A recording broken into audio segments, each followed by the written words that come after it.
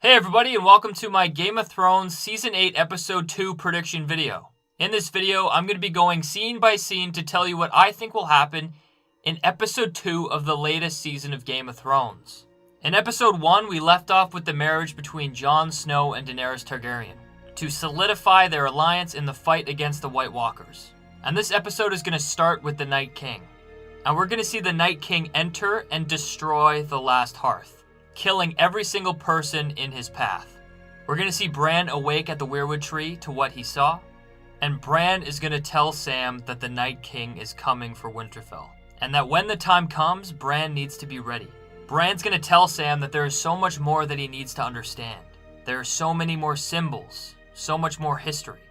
And Bran knows that the Night King was defeated before, but Bran doesn't know how. And he can't see it no matter how hard he tries. The fight for the Dawn is broken into fragments. So Bran tells Sam that he needs to go where the fighters of the Dawn made an alliance. And he says that he must solidify his true position as the Three-Eyed Raven. So Bran will tell Sam that they must go to the Isle of Faces, because Winterfell will just be steamrolled, and it's just an obstacle to where the Night King wants to go. So Sam is going to totally agree with Bran, because he's going to remember that whites cannot cross water. And Sam sees the Isle of Faces as the perfect place to protect Bran, because no White Walker will be able to access him. And then we will get a follow-up scene with Jon, Sansa, Bran, and Sam, where Jon and Sansa are going to find out that the last hearth was destroyed. And Bran is going to warn them that he is coming for Winterfell fast. Bran will then tell him that he must go to the Isle of Faces, that he needs to learn more about the Night King and finally figure out how to defeat him. So Bran is going to ask Jon for men to escort him to the Isle of Faces. And Jon is going to be hesitant at first because he doesn't want to send his brother south, but he realizes in hindsight it is the safest place for Bran to be.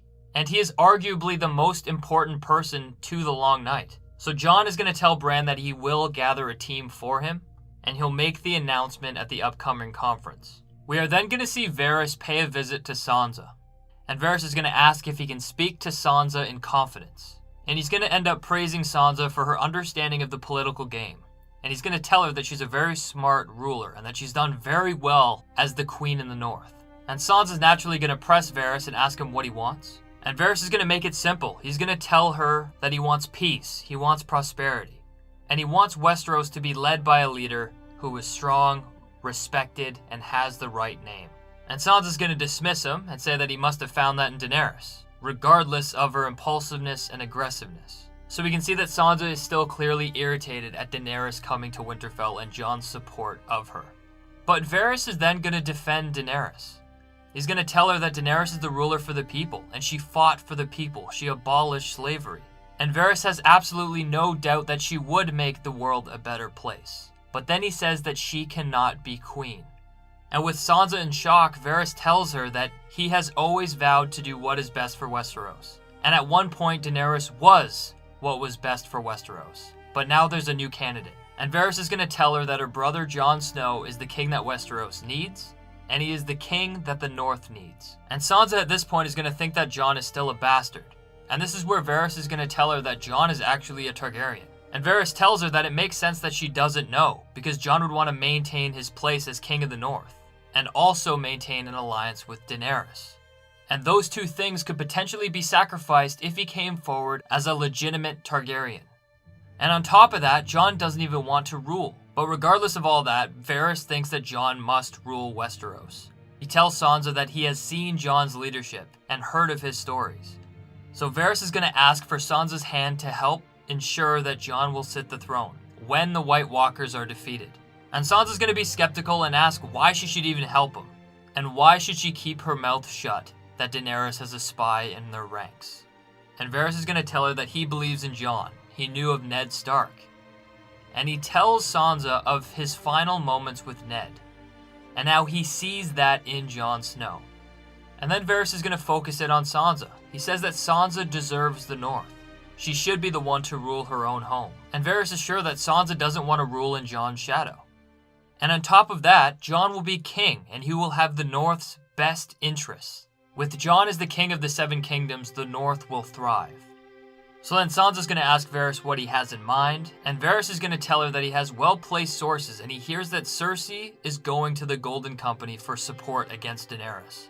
He says that he got a letter from Theon Greyjoy that further proved this point, as Euron was not seen at the Iron Islands. So Varys confirms that Sansa was right not to trust Cersei. And Varys wants her to keep this information private, because he knows that Jaime Lannister will soon arrive at Winterfell and tell them of this information. And the reason why Varys is being so secretive is because he wants to remain 2 steps ahead of everyone else. He's going to tell Sansa that the Golden Company never break a contract. So he tells her that he knows a powerful man in Pentos who supports Targaryen rule. And he had this man make a new contract under the name Aegon Targaryen to aid in the coming threat against the White Walkers. So Sansa's finally going to wonder why Varys is coming to her. And Varys is going to tell her that this conversation is private, and everyone will find out about the Golden Company in due time. But Varys says that he needs Sansa's assets moving forward. He tells her that she needs to keep the Vale in the north to back her and Jon Snow. But Varys says most importantly, he needs her sister, Arya Stark. He's going to tell Sansa that his little birds are everywhere, and he thinks that Arya Stark still has one name on her list. Varys then tells her that if Arya kills Cersei, it cancels the contract, and then we get the Golden Company under Jon Snow's leadership to defeat the White Walkers. And then Jon will have 20,000 Golden Company men to fight the Night King and take the throne. And Sansa naturally doesn't think that Jon would ever take the throne, even if he had the men. But Varys disagrees and says that Jon will not have a choice, just like he didn't have a choice to be king in the north. The people choose Jon, to the point where Jon has to step up. And Varys says it's unfortunate because he wants the best for Daenerys. And he still wants her to be queen, but not the ruler of the 7 kingdoms. He thinks that that is Jon Snow's domain, Aegon Targaryen's domain. So Varys is going to finally remind Sansa that they need Jon to succeed, because then Westeros will succeed, the North will succeed, and Sansa will succeed. And then the conversation will end. We will then get a personal scene between Jon and Daenerys, and I think they're going to be talking about their dream of spring, and the dream life that they want after the White Walkers are defeated. And they're going to be talking about their baby. And Daenerys is going to tell Jon that she never really knew her father until she took the time to learn who he truly was. And Daenerys is going to say that she's happy for Jon to have had a father that he admires so much. And she says that she loves and appreciates Ned Stark because he turned Jon into the man he is. So she tells Jon that they should name their child Eddard Targaryen, in honor of Jon Snow's true father. And Jon is very moved, but then asks what are they going to call it if it's a girl? And the two of them don't know. We will then get another scene between Sansa and Arya, and they're going to be overlooking the construction to fortify Winterfell. Sansa's going to tell Arya that according to Daenerys and Jon, they should expect Cersei's Lannister force to arrive at the Winterfell gates in a fortnight. And Sansa's going to tell Arya that unfortunately Jon is blinded by his love for Daenerys. And him and Daenerys don't understand Cersei. So Sansa's going to question Daenerys' leadership if she doesn't even have the judgment to understand her own enemies. And Arya's going to naturally defend Daenerys because she trusts Jon. And if Jon loves Daenerys, and he bent the knee for Daenerys, then it is worth giving her a chance. And Sansa's going to rebuttal and say that Jon will never know what's best for the 7 kingdoms. And that's going to provide some shade, because the best for the 7 kingdoms is actually Jon Snow himself. And Sansa tells her the problem is that when the White Walkers come south, everyone's just going to be pushed back into the jaws of Cersei. So Sansa's going to ask Arya if Cersei is still on her list. And then Arya will agree, and Sansa will tell her that she heard that Bran needs to be taken to the Isle of Faces. It is all the way down the King's Road, and just south of the Isle of Faces is King's Landing. So Sansa then tells Arya that that dagger that Bran gave her could be used to protect Bran to the Isle of Faces, and then it can be used to slit Cersei's throat. So Arya is going to smile in agreement. We're then going to see Jon and Sansa watching men arrive from a distance to Winterfell. Sansa's going to tell Jon that they've received almost all of the major houses, including House Glover, Mormont, and Karstark. And they're watching the Night's Watch arrive at Winterfell. They're walking in the distance. And they're going to grieve about the loss of House Umber. And Jon is going to tell her that they must evacuate soon because the Night King will be here. And Sansa's going to ask when Cersei will arrive. And Jon's going to tell her that she should be here in a couple of days. But Sansa is once again going to warn Jon not to put faith in Cersei. We are then going to see Sansa, Jon, Daenerys, and everyone else greet the Night's Watch as they enter Winterfell. And this includes Dolorous Edd, Beric Dondarrion, and Tormund. And Tormund is going to be very upset, and he's going to tell Jon that all of his men died defending the wall. And he tells him that him and Beric are the only ones who made it out. And Daenerys is going to seem upset hearing about her resurrected dragon Viserion, but she's going to thank them for defending the wall, and they're going to welcome them inside. And then I think we're going to get a quick character development moment between Arya and Gendry at Winterfell. And Gendry's going to have a very important role because he's going to be forging weapons of dragon glass for all of the armies. And I think they're going to catch up, but Arya is going to focus on the Red Witch and what happened when she kidnapped him. And Gendry's going to tell her that the Red Witch tried to use his king's blood for a ritual, and that Davos saved him, and since then he has been laying low in King's Landing. Arya is then going to tell Gendry that she never truly did forgive the Red Witch. But then Gendry's going to tell Arya that he heard that that Red Witch was the one who resurrected Jon. And this is the scene where Arya is going to find out that Jon was actually killed and then brought back to life. And Gendry's going to tell her that he heard from Davos. But then he apologizes because he wasn't supposed to tell anyone. But he then tells Arya that Jon is seen as a god to some people. And Arya is just plain in shock. And now she doesn't truly know how to feel about Melisandre. Brown eyes, blue eyes, green eyes. Eyes you'll shut forever. We are then going to go to King's Landing, and we are going to see Bronn be brought to Queen Cersei in the throne room. Jaime seemingly left Bronn at King's Landing, and now because of that, Bronn is paying the price. Cersei's going to tell Bronn that he is responsible for conspiring against the Lannisters by bringing Tyrion Lannister into the gates of King's Landing. Bronn is going to constantly be demanding to see Jaime, but she's going to tell Bronn that Jaime has left because Bronn introduced Tyrion and Jaime. And now Jaime fights for Daenerys' false cause. And Cersei's going to gloat to Bronn, telling Bronn how she finds it funny that he thought that Jaime was actually his friend. Cersei finds it funny how Jaime left King's Landing and left Bronn behind to fend for himself. So then she's going to ask Gregor for Bronn's head, and Bronn is going to be killed and his head is going to be put on a spike. And Cersei's going to want Bronn's head outside to keep them cold and preserved. So if there comes a time where her enemies come south, they will be able to see the preserved faces of their friends. We are then going to go to Winterfell, and there is going to be a conference with all of the Northern Lords who have finally arrived from their castles. Jon is going to quiet everyone down and tell them that they are in danger, but thanks to Sansa's leadership, they are more prepared than ever thought possible. Jon's going to tell them that they have a battle ahead of them, and really talk up Daenerys to get their support behind her. He's going to tell them that because of Queen Daenerys, they mined enough dragonglass to protect every man in their army, even though Jon didn't bend the knee. Jon is going to tell them that she risked the life of herself and her dragons to save Jon and his team, even though he didn't bend the knee. And Jon is going to tell them that him bending the knee to Daenerys was warranted and that she is best for the Seven Kingdoms and that she is best for the North. So then Jon is going to proclaim Daenerys his wife and his queen. And then Daenerys will speak up and tell all the lords of the North that she will fight for them whatever it takes to ensure the North's safety.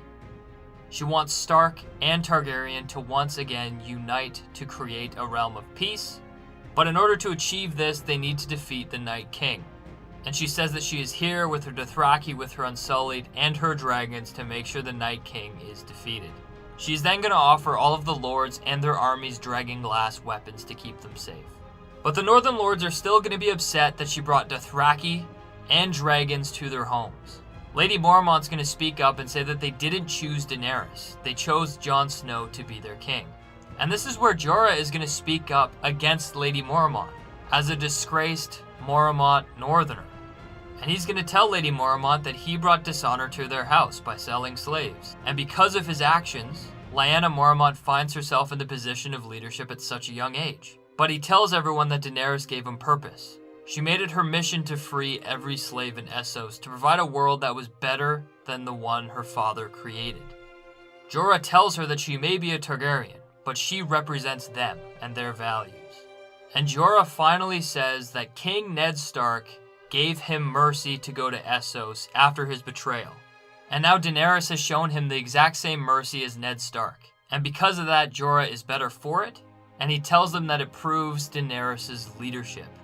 Lord Royce is then going to speak up and say that he will not back a Targaryen because they cannot be trusted. I think Daenerys here is going to shut them down, and she's going to tell them that they're facing a threat bigger than themselves. And she's going to tell them that it's not up to him to decide who the Eyrie is loyal to. That's up to Lord Robin. Daenerys will then ask him one final question if he fights for the living or the dead. But Royce backs up and says that he will not fight for a Targaryen, and this is where Sansa is going to speak up and tell Lord Royce that they need him. They need him and his armies to help defeat the White Walkers and Queen Cersei. But Daenerys speaks up and tells Sansa that they do not need to fight Cersei because she's sending her armies north to fight the White Walkers. And Daenerys tells them that she's going to be awarding Cersei Casterly Rock as an award. And Sansa's going to keep speaking up about Cersei, and Tyrion will defend Cersei by saying that she is terrible, but she is still a mother who cares for her children, and her pregnancy will keep her doing anything rash. But it gets boiled down to that Cersei's the only hope in defeating the White Walkers with them. And Jon is going to tell them that they have no other choice. It is living against dead, and the White Walkers are too strong. They already knocked down the wall, and the army of the dead marched south, and the Night King is on a resurrected dragon. And this is where Tormund is going to be proof. He's going to tell them about the incident, and how the White Dragon decimated everything. And Jon is going to tell them that they did the exact same thing to the Last Hearth. And everyone is shocked to hear that the Last Hearth was destroyed, and Jon tells them that Bran saw it in his vision. So Jon's going to then tell everyone that the Night King is coming fast, and they need to evacuate all the women and children to White Harbor. Daenerys is then going to speak up and tell them that they can stay at Dragonstone because it is an island and it will be free and safe from White Walkers. Jon's then going to say that the northern armies will stay in the north until every civilian has been evacuated. And they are 1, going to wait in Winterfell for Cersei's arrival, and 2, they're going to wait in Winterfell to potentially hold off the Night King so all of the civilians can make it to White Harbor. But then Jon's going to address one more thing, and that is Bran traveling to the God's Eye. Jon tells everyone that Bran can follow the Night King, and he can learn about him, and Bran is key in learning how to defeat him. And because the Night King will arrive at Winterfell soon, Bran needs to leave now to go to the God's Eye. So Jon takes it to the floor and asks for any brave men to volunteer to take Bran to the Isle of Faces. And this is where Sansa's going to give a look to Arya, and Arya will stand up and be the first one to volunteer to take Bran to the Isle of Faces. Jon's going to be in shock, and he's not going to want Arya to go, but Arya's going to say that she can fend for herself. And in all of the commotion, the Hound is going to raise his hand and volunteer to go with Arya and Bran. And the Hound's going to say that he's the only one who can go because Arya's not big enough to drag Bran all the way to the Isle of Faces. But internally, the Hound will volunteer because he still feels protective over Arya. We will then get a scene of Bran, Arya, and the Hound saying goodbye to everyone as they leave for the Isle of Faces. And as Sam is saying goodbye to Bran, Bran's actually going to tell Sam that he needs him to come with him. He needs his knowledge of history to connect the dots of what Bran sees. So Sam is going to be forced to say goodbye to Gilly and Little Sam. And Sam is going to have to tell Gilly that this time they cannot come with him. And he tells them that they will be safe if they evacuate to Dragonstone. And after talking to Gilly and Little Sam, he talks to Jorah in private and he gives Jorah Heartsbane, his family sword. And Sam's going to tell Jorah that he did save his life and he did cure him of grayscale. And Sam didn't want anything in return. But now Sam asks Jorah to keep Gilly and Little Sam safe if need be, because he cares so much about them. We're going to see Bran accept a hug from Sansa. He's going to talk to Jon, and Bran's going to tell Jon to remember who he truly is. And no matter what happens, Bran is going to be watching Jon. We are also going to see the Hound say goodbye to Beric. And the Hound is going to tell Beric that he can't get rid of him. We'll meet again, Clegane. Fucking hope not. So the Hound says, I guess I'll see you again. And Beric is going to tell him that he does not think that they will meet again. And he's going to tell the Hound to not fear his past because it is the one thing protecting him from his death. And then finally, we're going to see a heartfelt goodbye between Jon, Sansa, and Arya. And then the group will leave for the Isle of Faces. I think next we're going to go to King's Landing, and Qyburn is going to tell Cersei that unfortunately she lost the baby. And Cersei's going to tell Qyburn that that baby was the future that she was hoping for. She's going to tell Qyburn that she really has no future now. And she's going to ask Qyburn if there are still barrels of wildfire throughout King's Landing. And Qyburn's going to tell that she's kind of on edge, so he's going to try and dismiss the question. But Cersei's going to force him to give an answer, and he will tell her that there is still some. And Cersei's going to tell Qyburn that Daenerys will never get the Iron Throne because she doesn't deserve it, and she will do anything to keep it from her. And in the final scenes, we're going to be seeing Jaime finally arrive at Winterfell. We're going to see Jaime arrive, and then it's going to flash to a small council between Daenerys, Tyrion, Jorah, Varys, Grey Worm, Missandei, Jon, Davos, Sansa, and Brienne. Jaime's going to tell all of them that Cersei is not bringing men north to fight. And he tells them that he left King's Landing to fight for the living. He's also going to say that the Iron Bank strongly backs Cersei, and because of that, she has the Golden Company backing them, and Euron went and got them and ferried them to Westeros. They have 20,000 men strong, and her plan is to currently wait at King's Landing until the White Walkers finish them all off. They are then going to escort Jaime out of the room and have a discussion about these terms of events. Sansa is obviously going to first reiterate everything she's been saying over and over again, and how you cannot trust Cersei. And she says they're screwed because they're trapped between two enemies. And Daenerys is going to be very angry because she knows that Cersei is taking back all of her lands and strengthening her force. Daenerys is going to naturally question Jaime's honor because she doesn't trust him. This is where Tyrion is going to back up his brother, saying that Jaime is of good character. Daenerys is going to shut Tyrion down, saying that he had very little insight into his sister, so why would he have his brother? But this is where Brienne is important because she's going to back up Tyrion and vouch for Jaime's honor, because she's going to tell Daenerys about her journey with Jaime, as well as his promise to allow Brienne to protect the Stark girls, even if it contradicted his sister's orders. Varys is going to speak up and finally reveal that he received a raven from Theon, and that Euron was not seen at the Iron Island, so this confirms that information. So Daenerys is going to quickly tell Varys that he must get a hold of Theon. Daenerys says that Theon must scout for Euron's ships, wherever they are. He must check the seas of Blackwater and the waters of the north. Daenerys tells Varys that she wants to hear Theon's every move. And then Daenerys will ask Jorah what he knows of the Golden Company, because she knows that Jorah used to fight for the Golden Company. And Jorah's going to say what he knows. 20,000 men, a company of sellswords founded by a Targaryen bastard, Aegor Rivers. They are a group of exiles from Westeros, and they are known for never breaking a contract, and they say that their word is as good as gold. And this is where Jon is going to express concern.